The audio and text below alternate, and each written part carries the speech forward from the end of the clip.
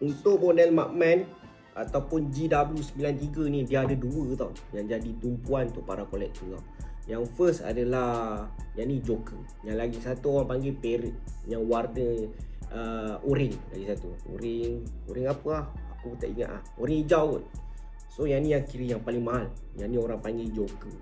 Dia punya orang panggil Joker sebab kau tengok dia punya warna adalah warna Joker, warna hijau kan, warna purple. Orang kita kalau nampak hijau purple je orang akan panggil Joker. Tak kisahlah kan jam apa pun. So yang ni harga dia dalam around 4,000 lebih lah selalu orang jual. But yang ni kalau korang nak, aku nak bagi dengan harga RM3,600 sahaja. Yang ni memang dia tak keluar yang Asia set, hanyalah keluar Japan set sahaja. Berkondisi baru geng. Ni walaupun korang tengok, walaupun korang tak berapa nampak dia punya carbon fiber kan, selalu tali dia akan nampak carbon fiber kalau ada carbon. Yang ni memang ada carbon lah, walaupun dia tak nampak carbon fiber. Faham tak?